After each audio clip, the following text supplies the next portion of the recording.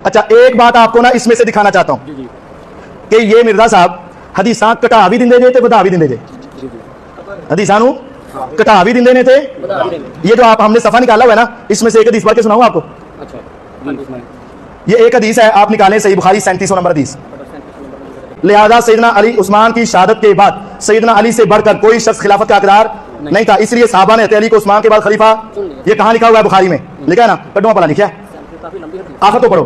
مولانا note لکھا ہوا ہے نہیں لکھا ہوا ہے. نہیں حوالہ کہتا دیتا ہے. نہیں او حدیث ویسے تے دتی ہے تے اے نوٹ لکھے ہیں نال. ٹھیک ہے اے نوٹ ساری الفاظ نہیں ہے. نہیں اے حوالہ کہتا دیتا ہے. نہیں او پچھلی حدیث گزر کے آئی او دا حوالہ ہے. پچھلی دا نہیں میری گل کوئی ٹھنڈے دل نہ سن ٹھنڈے دل نہ سیکھ لو میری گل اسی حدیث کر لینے ہیں جے تے پچھلی ہوئی تے تہاڈی گل صحیح ہے. میری گل سن لو نا اگر اسی کسی چیز دے اوتے بھی نوٹ لکھ لینے نا اس تو بعد اسی اپنے خیال دا اظہار کر رہے. ٹھیک ہے کوئی گل نہیں حدیث دی گل نہیں کر رہے. جے نوٹ لکھیے نا میرے بھرا او دے پھر اگے حوالہ نہیں لکھی دا. چنانچہ اس کے بعد سارے آتی پہلے نمبر پہ کون ایسے کی لکھ رہا ہے سب سے پہلے علی نے عثمان سے بیعت کی. غلطی ہے نا؟ ہوں اگلی لائن پوری نہیں لکھی ہے حدیث سے کی حدیث نہیں نا ایسے بات ہوئے نا پھر ایسے لکھو نا. حضرت عثمان تو بات میں بھی ماننا دیکھو میں ماننا وا اشاریہ 4 رکعت فرض نہیں لیکن اگر میں کہا سورۃ اثر سے لکھا 4 رکعت فرض نہیں تو پھر غلط گل ہوئی نا. سورۃ اثر وچ 4 رکعت گل صحیح ہے لیکن سورۃ اثر وچ علی چوتھے خلیفہ نے گل صحیح ہے لیکن بخاری سے گل تے سب تو پہلا بیعت کرنے کی تھی بن عوف نے مرزا نے کی لکھا حدیث بدلی کہ نہیں بدلی تے اگلی لائن حدیث وچ ہے ہی نہیں وعدہ کیتا کہ نہیں کیتا حدیث تو اضافہ کیتا نا.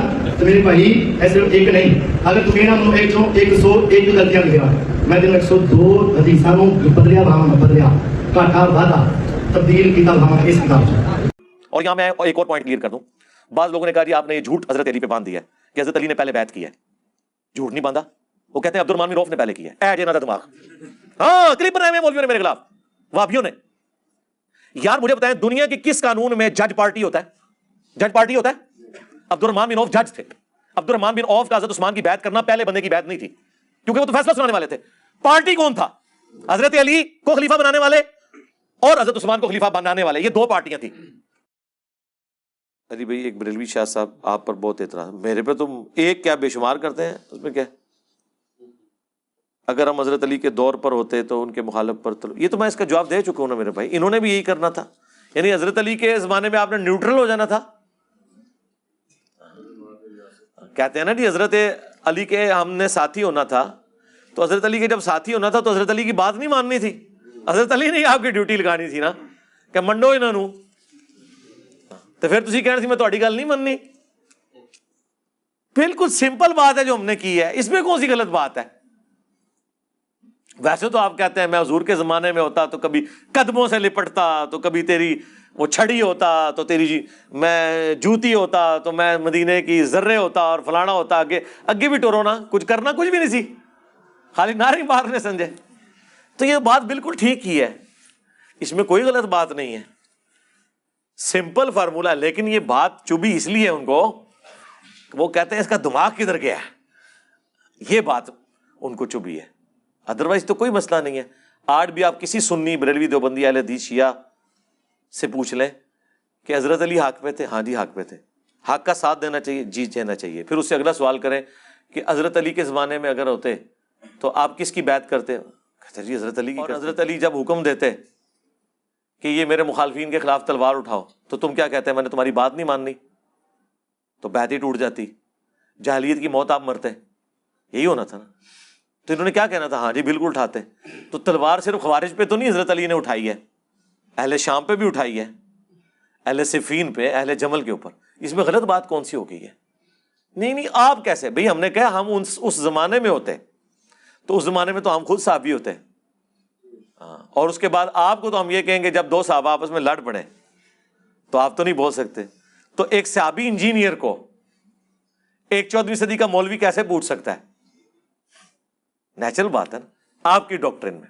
اور مزے کی بات کہ سیم الفاظ امام ابو حنیفہ رحمۃ اللہ علیہ سے بھی ثابت ہیں کہ انہوں نے اپنے شاگردوں سے فرمایا جانتے ہو اہل شام ہم سے کیوں بغض رکھتے ہیں؟ اس لیے کہ ہمارا یہ عقیدہ ہے کہ اگر ہم مولا علی کے زمانے میں ہوتے تو ان کے ساتھ مل کر حضرت معاویہ رضی اللہ تعالیٰ عنہ کے خلاف قتال کرتے. جی تو نبی اسلام نے جو کہا میرے اہل البیت کے ساتھ اس نے سلوک کرنا ہے, میں نے وہ پچھلے دنوں اس کے اوپر پوری ویڈیو ریکارڈ کرا دی ہے، تب یہ صاف کر دی ان کی۔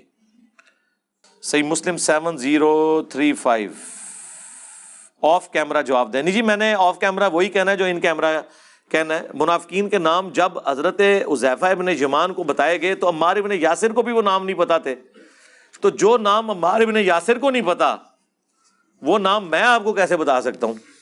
تو رازدار رسول تھے نا حذیفہ ابن یمان، ان کو بتائے گئے۔ اور دوسرا یہ بھی یاد رکھیں، اگر کسی شخص کی موت دوبیلا پھوڑے سے ہوئی ہے، اس کا یہ مطلب نہیں کہ وہ منافق ہے۔ ہاں، ان منافقین کے بارے میں آیا کہ ان کی موت دوبیلا پھوڑے سے ہوگی، جو صحیح مسلم کی حدیث ہے۔ یہ نہیں ہے کہ جسے بھی دوبیلا پھوڑا نکلے وہ منافق ہے، اس کو یوں سمجھیں۔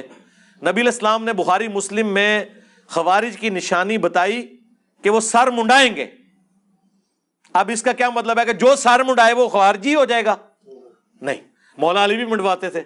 ابو داؤد میں حدیث ہے، مولا علی کہتے ہیں جب سے میں نے رسول اللہ سے سنا صلی اللہ علیہ وآلہ وسلم، سنن ابی داؤد کے اندر یہ حدیث موجود ہے کہ جس کا غسل میں کوئی بال بھی خشک رہ گیا تو اسے عذاب دیا جائے گا، تو میں نے اپنے سر کے ساتھ دشمنی کی اور سر کے بال منڈوا دیے۔ مولا علی کی محبت کی وجہ سے ہم خوارج سے نفرت رکھتے ہیں، لیکن جہاں تک سر منڈانے کا سوال ہے وہ مولا علی بھی منڈوا رہے ہیں اور خارجی بھی۔ لیکن یہ نشانی خوارج کی جو بیان کی، اس کا یہ مطلب قطعاً نہیں ہے کہ جو بھی سر منڈائے گا اس کو خارجی کہہ دیا جائے گا۔ جسے بھی دوبیلا پھوڑا نکلے ضروری نہیں وہ منافق ہوگا، ٹھیک ہے۔ حذیفہ بن یمان کو نبی علیہ السلام نے فرمایا تھا جب فتنے ہوں گے تو آپ مسلمانوں کی جماعت یا امیر سے چمٹ جانا۔ جی بالکل یہی ہے نا جی۔ اور حضرت حذیفہ نے یہی نصیحت محمد بن حذیفہ اپنے بیٹے کو کی تھی۔ انہوں نے تو ساتھ یہ کہا تھا کہ جس طرف حضرت علی ہوں ان کے ساتھ ہونا۔ تو فتنوں کے دور میں جب امیر موجود ہو، تو بالکل جب خلفائے راشدین امیر کے طور پہ موجود تھے، ہم یہی کہتے ہیں کہ یہ حدیث اسپیسیفکلی ان کے اوپر فٹ ہوتی ہے کہ جب خلیفہ راشد موجود ہے تو انہیں اپنے 1.5 اینٹ کی مسجد یا پارٹی جتھا لادہ نہیں بنانا چاہیے تھا، مولا علی کی بیعت کرنی چاہیے تھی۔ اسی لیے مولا علی نے ان کے اوپر جنگیں مسلط کی، بلکہ وہ جنگیں تو حضرت علی پہ انہوں نے مسلط کی کیونکہ وجہ وہ بنے۔ حضرت علی نے تو قرآن کا حکم پورا کیا ہے کہ جب کوئی مسلمانوں کا گروہ بغاوت کرے تو اس کے خلاف قتال کرو۔ جی صحیح مسلم میں حدیث ہے جب ایک خلیفہ کی بیعت ہو جائے اور کوئی اور سر اٹھائے اسے قتل کر دو، ٹھیک ہے۔ اب یہ چیز یزید کے مقابلے پہ حسین پہ اس لیے نہیں لگتی کہ ہم یزید کی بیعت کو اسٹیبلش ہی نہیں مانتے، اس کی بیعت تو تلوار کے زور پہ لی گئی ہے، جبکہ حضرت علی کی بیعت کنسنسس کے ساتھ ہوئی ہے۔ حضرت علی کو انہی صحابہ نے خلیفہ چنا ہے جنہوں نے ابو بکر عمر عثمان کو چنا ہے۔ اور پھر جو بخاری میں تفصیلی حدیث ہے 3700 نمبر، جس میں حضرت عمر نے 6 رکنی کمیٹی بنائی تھی، علی، عثمان، طلحہ، زبیر، عبد الرحمن بن عوف اور سعد ابن ابی وقاص، اور کہا ان میں سے ایک کو خلیفہ چن لینا۔ اور اس میں سے بھی حضرت زبیر نے اپنا ووٹ حضرت علی کے حق میں ڈال دیا، حضرت طلحہ نے اپنا ووٹ حضرت عثمان کے حق میں ڈال دیا، حضرت سعد ابن ابی وقاص نے اپنا ووٹ حضرت عبد الرحمن بن عوف کے حق میں ڈال دیا۔ وہ 6 رکنی کمیٹی صحیح بخاری میں آتا ہے، پھر 3 رکنی رہ گئی، اور ان میں سے بھی عبد الرحمن بن عوف نے کہا کہ مجھے تو اس معاملے میں نہیں، میں پہلے 2 خلفاء کے ساتھ بھی وزیر تھا، تم میں سے بھی جو خلیفہ بنے میں اس کے ساتھ وزیر رہوں گا۔ پھر پیچھے حضرت علی عثمان رہ گئے اور عبد الرحمن بن عوف بن گئے جج، اور دونوں نے کہا کہ آپ جو فیصلہ کریں گے ہم مانیں گے۔ تو عبد الرحمن بن عوف رضی اللہ تعالیٰ عنہ نے کہا کہ پھر جب میں فیصلہ کروں گا پھر انکار کی گنجائش نہیں ہوگی۔ انہوں نے کہا ٹھیک ہے۔ تو انہوں نے کہا پہلے تو میں تمہیں والنٹیرلی کہتا ہوں تم دونوں میں سے ایک خود بخود سٹیپ ڈاؤن ہو جائے تو دوسرے کو ہم خلیفہ چن لیتے ہیں۔ تو حضرت عثمان نے کہا کہ نہ میں ہوں گا، حضرت علی نے کہا میں بھی نہیں ہوں گا۔ اور یہ کوئی لالچ نہیں تھی، وہ یہ سمجھتے تھے دونوں کہ ہم مسلمانوں کی خدمت، انہوں نے اپنی کوئی ذاتیات تو نہیں کرنی تھی، یا جن کی پوری زندگی قربانیوں سے عبارت ہو انہیں کیا تکلیف ہے۔ حضرت یوسف علیہ السلام تو پیغمبر تھے، انہوں نے بادشاہ وقت کو کہا تھا کہ مجھے وزیر خوراک لگائیں، میں امین بھی ہوں اور اس معاملے کو بہتر طریقے سے چلا سکتا ہوں۔ تو آپ یہ کہیں گے حضرت یوسف لالچی تھے؟ نہیں، وہ سمجھتے تھے کہ میں اس کام کو بہتر چلا سکتا ہوں۔ جس طرح ہم نے سمجھا کہ ہم دین کا کام صحیح طریقے سے کر سکتے ہیں، اس کے لیے کسی مسجد میں کسی فرقہ کو جوائن کرنے کی، کسی مدرسہ بنانے کی ضرورت نہیں ہے۔ یوٹیوب پر ڈالیں گے، رسول اللہ کی امت انشاءاللہ سنے گی اور رسول اللہ کے ساتھ اپنا رشتہ مضبوط کرے گی صلی اللہ علیہ وآلہ وسلم۔ تو پھر حضرت عبد الرحمن بن عوف نے انٹرویوز لینے شروع کیے، لوگوں میں دیکھا کہ رائے عامہ کیا ہے، ڈیموکریسی، وہی بات، میجورٹی کس کے ساتھ ہے۔ میجورٹی کا موقف یہ تھا کہ حضرت عثمان کو خلیفہ چنا جائے. اس کی ریزن صرف ایک تھی کہ حضرت عمر کا دور بہت ڈسپلنڈ اور سخت تھا، اور حضرت علی کی طبیعت کا بھی انہیں پتا تھا کہ یہ ایک اور عمر ہم پہ مسلط ہو جائیں گے، تو انسانی طبیعت سختی تو برداشت نہیں کرتی. تو انہوں نے کہا اگر دو بندے ہیں تو یہ سیف سائڈ ہے کہ حضرت عثمان نرم دل ہیں. پھر ان کی ایج بھی 72 ایئرز اس وقت آلموسٹ ہو چکی تھی، 70 کے قریب تھے، 70 پلس تھے. تو عبد الرحمن بن عوف نے پھر بھی مشورہ کرنے کے بعد حضرت عثمان کو سائڈ پہ لے کے گئے اور کہا کہ مجھے بتاؤ اگر میں علی کو خلیفہ نامینیٹ کر دوں تو کیا تم اس کی بیعت کرو گے؟ حضرت عثمان نے کہا ہاں کروں گا، کیونکہ جج مانا ہے تو ٹھیک ہے، تمہارا رائٹ ہے. پھر حضرت علی کو سائڈ پہ لے کے گئے کہ اگر میں عثمان کو خلیفہ بنا دوں، انہوں نے کہا میں بیعت کروں گا. یہ بخاری کی حدیث بڑی لمبی ہے، 3700 حضرت عمر کی شہادت کا جو واقعہ ہے، وہ کچھ حصہ میں نے کربلا والے ریسرچ پیپر میں بھی ڈالا ہے، اور یہ پوری سٹوری کو میں نے 3-4 لائنوں میں نیچے سم اپ بھی کیا ہوا ہے نوٹ لکھ کے. پھر حضرت علی کو عبد الرحمن بن عوف نے کہا کہ لوگ حضرت عثمان کے برابر کسی اور کو اس وقت نہیں سمجھ رہے، تو میں حضرت عثمان کو خلیفہ چنتا ہوں. اور خلیفہ چننے کے بعد انہوں نے حضرت عثمان کے ہاتھ میں بیعت کی. تھوڑی دیر پہلے تو وہ جج تھے، اس کے بعد ظاہر ہے خلیفہ وقت کی بیعت بھی کرنی تھی، اور سب سے پہلے بیعت حضرت علی نے کی. حضرت ابوبکر کی بیعت میں وہ ایشو ہوا تھا 6 مہینے والا، بخاری مسلم میں آتا ہے، لیکن یہاں کوئی ایشو نہیں ہوا. حضرت علی نے بیعت کر لی تو پھر تو ذرا. اب مجھے بتائیں یہ 2 بندے جب بچ گئے تھے، ان میں سے جب ایک شہید ہو گیا، اس کے بعد پھر رائٹ کس کا تھا امت میں کہ وہ خلافت سنبھالتا؟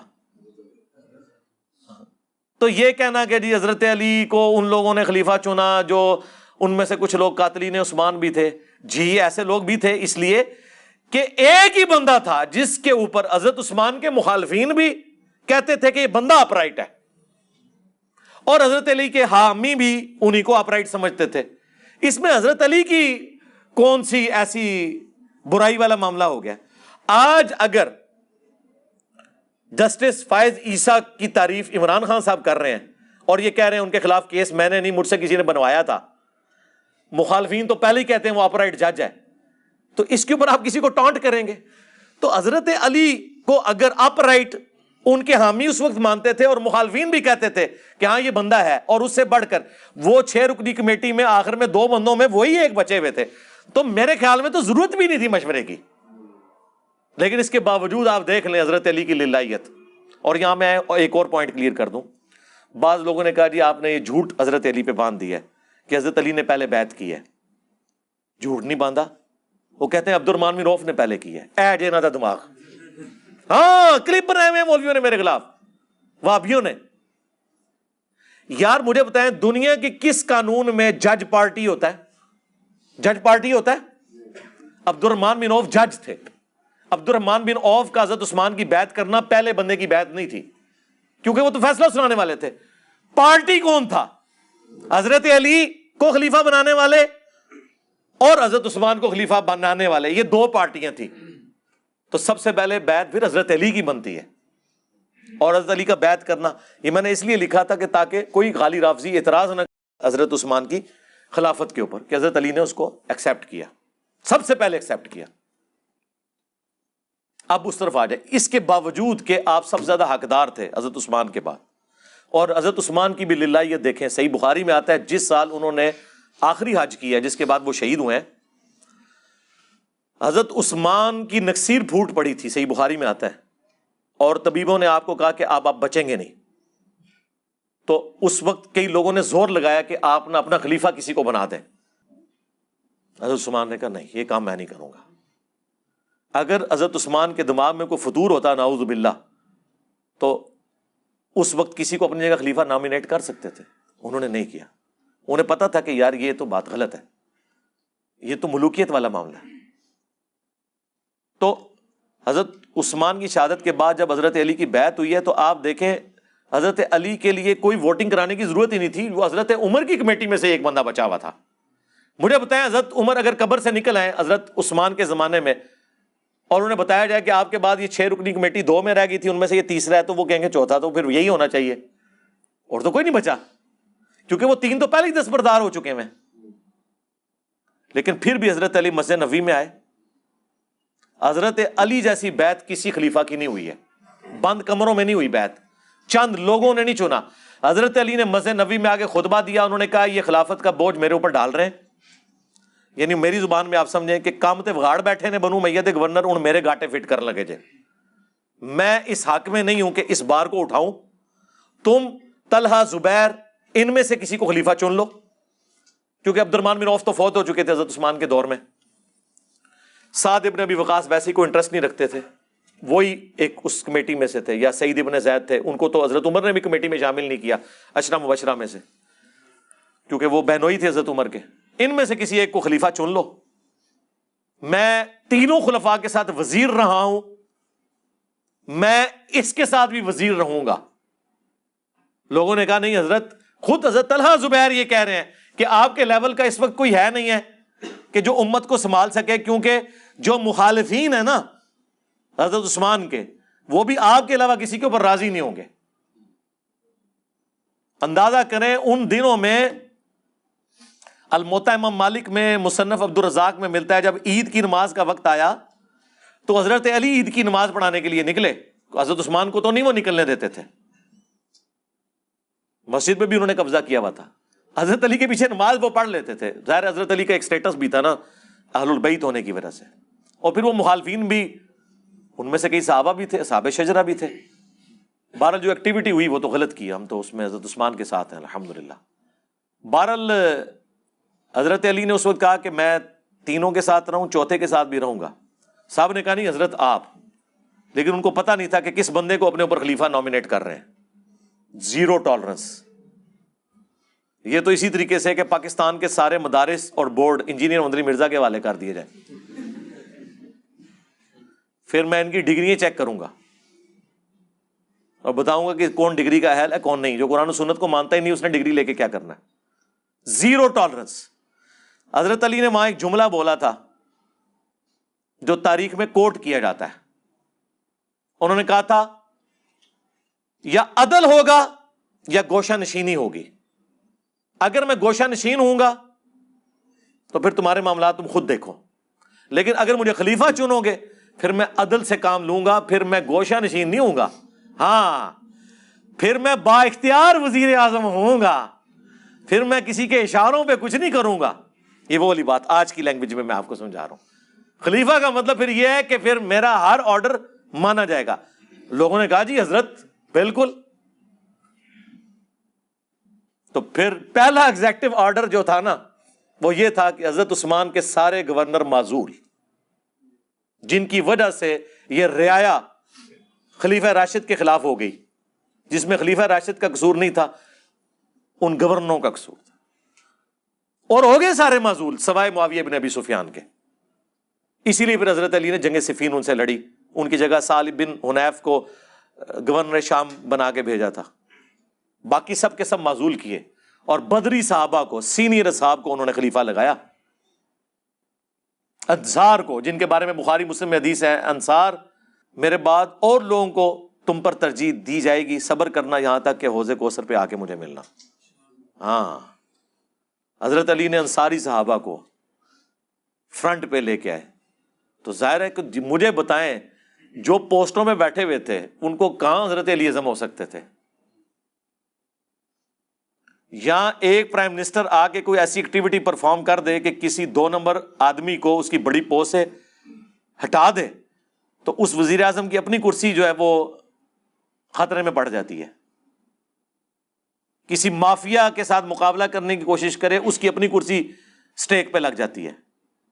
لیکن اس زمانے میں چونکہ بیعت والا سلسلہ تھا، وہاں تو پھر یہ نہیں تھا ہوتا سلسلہ، حضرت علی پھر دنیا اور آخرت میں امام ہوتے تھے ان کے، ہاں اسی لیے کسی نے چون چرا نہیں کی، چپ کر کے سب کے سب معزول ہو گئے۔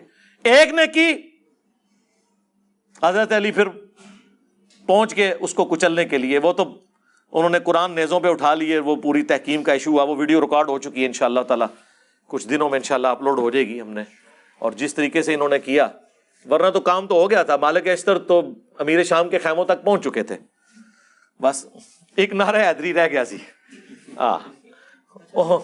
ٹھیک ہے. تو یہ اس طرح کے جو معاملات ہوتے ہیں نا میرے بھائی، وہ بات کہاں سے کہاں چلی تھی، میں پتہ نہیں کہاں سے کہاں چلا گیا. ہاں، تو یہ خلیفہ وقت جب موجود ہوتا ہے نا اس وقت ہے. ان جماعت سے مراد جماعت المسلمین کا امیر نہیں ہے، اس سے مراد ہے مسلمانوں کی امارت جس کے پاس بیعت کے ساتھ ہو اس کے ساتھ ہے. یہ پارٹیوں کے امیر، اس سے مراد نہ جماعت اسلامی کا امیر ہے، نہ تبلیغی جماعت کا امیر ہے، نہ جماعت المسلمین کا امیر ہے، نہ دعوت اسلامی کا امیر ہے، نہ پی ٹی آئی کا امیر ہے، نہ JUIF کا امیر ہے، نہ نون لیگ کا امیر ہے. اس سے مراد ہے مسلمانوں کا اوورآل جو اس وقت خلافت اسٹیبلش نہیں ہے. اور پھر بھی اگر کسی کو سمجھ نہیں آتی اور سمجھتا ہے کہ نہیں یہ لازمی ہے، تو ان سے پوچھیں کہ جب واقعی صحیح امیر اور خلیفہ دنیا میں موجود تھا، جن لوگوں نے ان کی بیعت نہیں کی ہے وہ جاہلیت کی موت نہیں مرے؟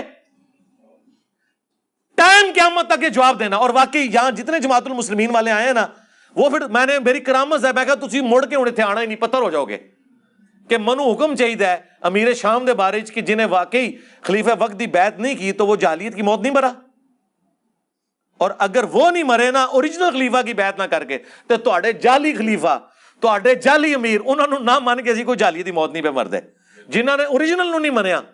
ٹھیک ہے. اور اس میں وہ ظہور احمد فیضی صاحب کی بات ایڈ کروں گا. انہوں نے بڑی پیاری بات کی، خود بریلوی عالم ہے، انہوں نے بریلویوں کو پھکی دی کہ تم لوگ کہتے ہو کہ جو شیخ عبد القادر جیلانی کا پاؤں اپنی گردن پہ نہ مانے وہ اللہ کا ولی نہیں ہے، جو ان کی بیعت کا پٹا اتار دے وہ اللہ کا ولی نہیں ہے، کیونکہ تمام اولیاء کی گردن پہ ان کا پاؤں ہے. جو انہوں نے کہانی بنائی ہوئی ہے وہ قصیدہ غوثیہ میں بھی لکھی ہوئی ہے، ہم تو نہیں مانتے.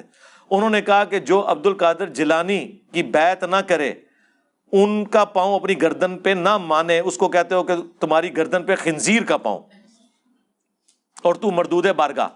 اور جو مولا علی کی بیعت نہ کرے، الٹا ان کے خلاف تلوار اٹھائے، او دی گردن ہوتے کس خنزیر دا پیر، او تے سوراں دا سور کوئی ہونا چاہیے، کسی وابی دا پیر ہونا چاہیے. فیضی صاحب میں نے آج جواب ڈھونڈ لیا ہے، سور کا پیر ہوگا اس کی گردن پہ جو عبد القادر جیلانی کو پیر نہ مانے، اور جو عبد القادر جیلانی کے پیروں سارے پیروں کا پیر مولا علی ہے، جو اس کی بیعت نہ کرے اس کی گردن پہ وابی کا پاؤں، کیونکہ ہمارے بابا جی کہا کرتے تھے اس سوراں دے سور نے. کہنا انہاں بڑے دے اخلاص منگو تو بڑے بڑے لوگ ہم گداواں نو خیر پا ہی دیں گے. چلو جی چلیے. او بھابیاں دی اذان اے تے کڑا دے اے تے سور چل چلیے.